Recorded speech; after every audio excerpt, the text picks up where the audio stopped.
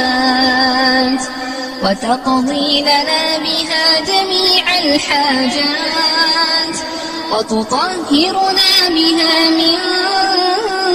جميع السيئات وترفعنا بها عندك أعلى الدرجات وتبلغنا بها أقصى الغايات من جميع الخيرات في الحياة وبعد الممات إنك على كل شيء قدير. اللهم صل على سيدنا محمد صلاة تنجينا بها من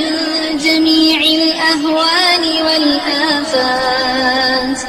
وتقضي لنا بها جميع الحاجات وتطهرنا بها من جميع السيئات وترفعنا بها عندك أعلى الدرجات وتبلغنا بها أقصى الغايات من جميع الخيرات في الحياة وبعد الممات إنك على كل شيء قدير. اللهم صل على سيدنا محمد صلاة تنجينا بها من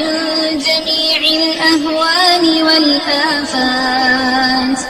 وتقضي لنا بها جميع الحاجات وتطهرنا بها من جميع السيئات وترفعنا بها عندك أعلى الدرجات وتبلغنا بها أقصى الغايات من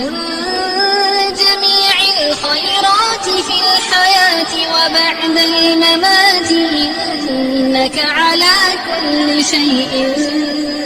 قدير. اللهم صل على سيدنا محمد صلاة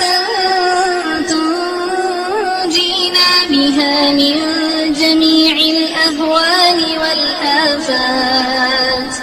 وتقضي لنا بها جميع الحاجات وتطهرنا بها من جميع السيئات وترفعنا بها عندك أعلى الدرجات وتبلغنا بها أقصى الغايات من